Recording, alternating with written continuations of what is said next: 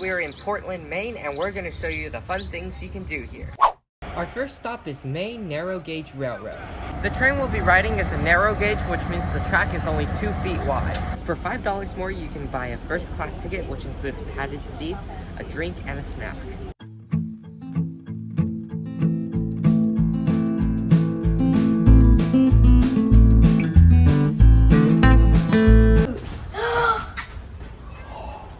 Yeah, can I sit here? This is wonderful. We're in the caboose, and this is the most unique seat, but we're not gonna, well, I'm not gonna stay here because I'd rather be in the open air. I'm just gonna climb up. But this is so unique. Well, yeah, you can see the tops of the train cars. Yeah! We're gonna be riding to a halfway point where we get a 10-minute break to see the coach run.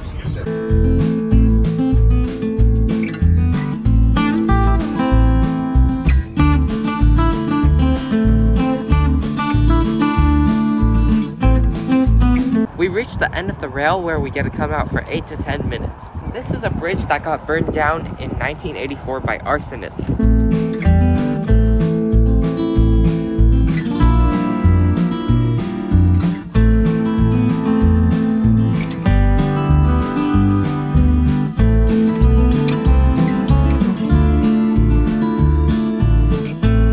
We met the conductor on board, and he's going to tell us some facts about this railroad. So we are the Maine Narrow Gauge Railroad here in Portland, Maine. Our 2-foot narrow gauge tracks were converted to 2 foot from 4 foot 8.5 inches, which is the standard gauge, back in 1992. So this track just went all the way to Canada. Yeah, it did go all the way to Canada. I like how the outdoor car has the elevated seating that you can just look at. Those cars are great, yeah. I really like how all the seats give you a great view no matter where you sit. So what type of person would choose to sit up there? Great question. That's right.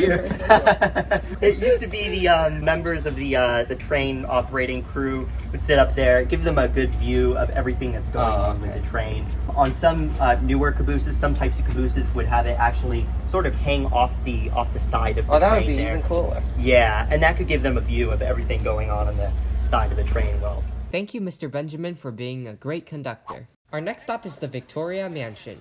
This is one of America's finest and most complete houses of the mid-19th century. Videography is not allowed inside the mansion, but we are allowed to take photos. When we go inside, we're going to try to find these animals in a scavenger hunt. The grand hallway is adorned with intricate patterns and a sparkling chandelier. The reception room is where the family and their guests would gather for lively conversations. At the dining room, a massive table takes center stage fit for grand feasts. The library is filled with shelves of fascinating books.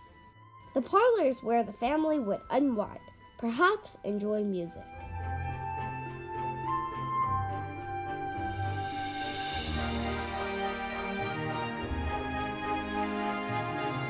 Now we're going upstairs.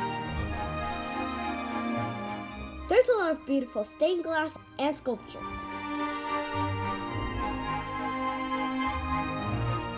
The master bedroom is adorned with a bed with elegant decoration. The smoking room, on the other hand, was a place for adults to kick back and chat.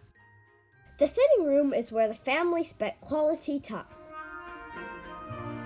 When guests came to stay, they were treated to the well-appointed guest bedroom. And that was the Victoria Mansion. My favorite part was the scavenger hunt because it made me look at all the decor in the house, and they were all super cool. I liked seeing the artwork inside because when we first entered, there was a grand entrance with stained glass as the ceiling. I thought that was really neat. And I especially liked the library room because the wood there was so dark and it just looked like a very comfortable place to study that I wish I had at home. It's time for the International Cryptozoology Museum. Founded in 2003 by Lauren Coleman, this is the only cryptozoology museum in the world. This museum is about cryptozoology, which is the study of hidden or unknown creatures. So some examples would be Bigfoot, Yeti, Sasquatch, and the Loch Ness Monster. Here's a map of the monsters of America. So the Maine Bigfoot number 6 is over... Shoot, where is it? It's over there. They have a chupacabra. Here's a photograph of Bigfoot at Bluff Creek. Is it a hoax? I would think Bigfoot is larger than that though. This says that in 1967, the whole Sasquatch myth took a different direction because now they got video evidence of Sasquatch existed. So that means either this was someone dressed in a Sasquatch costume or it was actually Sasquatch. It's interesting because this says that the legitimacy has been supported since the size and shape of the body cannot be duplicated.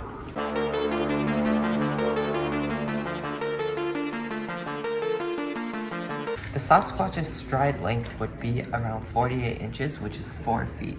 That's, if I start here, 1, 2, 3, 4. So it's basically like this. Look, so down here they show all the poops. Raccoon poop, muskrat poop, a possum, and a buffalo's huge. But then look at Bigfoot. It's bigger than my face. I've never heard of the Dover Demon before, but apparently it's from Dover, Massachusetts, and it looks like this, kind of like an alien.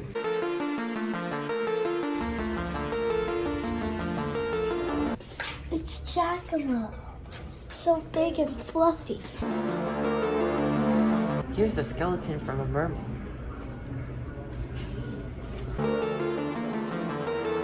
It's Dobby. It's Dobby. The dodo and the Tasmanian wolf were actually real. Too bad they're extinct. This says that Teenage Mutant Ninja Turtles was based on a cryptid called Kappas. It's a Japanese cryptid, which I think is a mythical creature. Yeti is one of my favorite cryptids just because it lives in the snow and it looks so cute.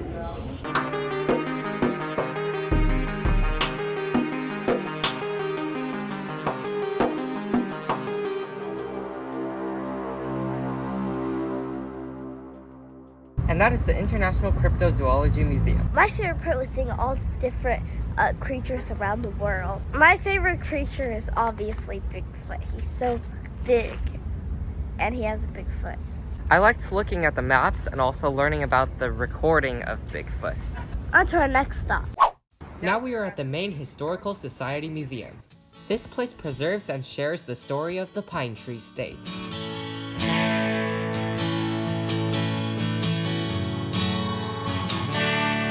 This section is called Fashion for the People, Maine's Graphic Tees, so it's about graphic design on shirts. Maine is known for this drink, but since we don't drink soda, I don't really want to try it.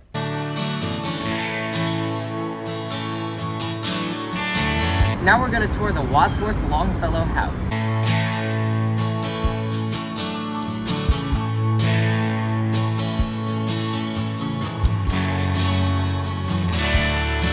Here's a portrait of the poet Henry Wadsworth-Longfellow, and he was able to speak 7 different languages. This is the desk that Henry sat at writing his poems, and they think that he might have written the Rainy Day poem here. And for that reason, this is called the Rainy Day Room.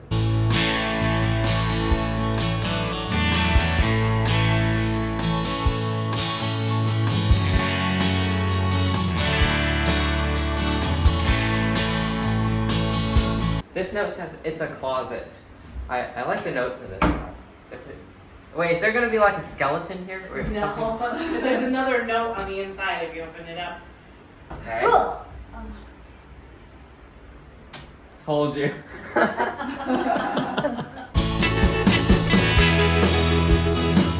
This is the sitting room and dining room, but for a while it was Stephen Longfellow's office, and he's the father of Henry Longfellow.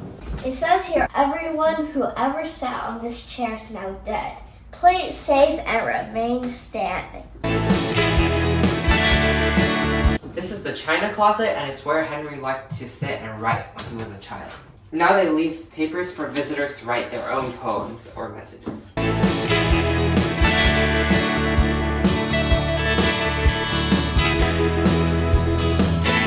This is the guest room, and back then, before they built all these buildings, you could see into the harbor. We're now in the children's room. This is a pretty cute little bed. Oh, it's kind of like the tent that brother sleeps in at home. Yes, I sleep in the tent.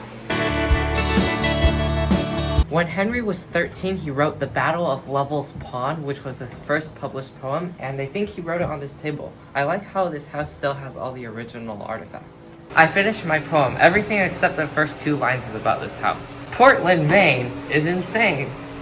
In the Henry poet's home, there were many rooms to roam. A poet loved this very much. Now there are signs saying not to touch. The covered bed is the place to be, and a chamber pot if you need to pee. A kitchen with food to desire. This house survived a fire. Henry published a poem at 13. Out the window, a harbor could be seen.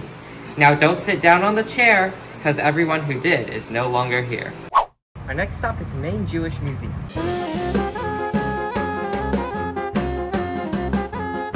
This exhibit is called Soul Survivors, and it's about people who survived the Holocaust. So this guy, Cantor Kurt Messerschmitt.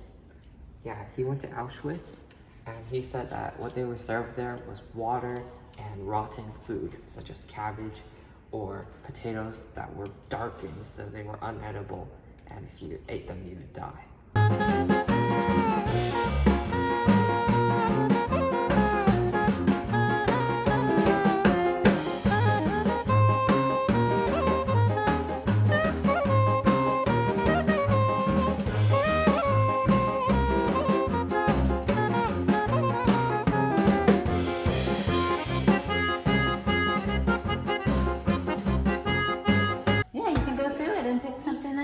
Something that might go along with this guy. What's his name?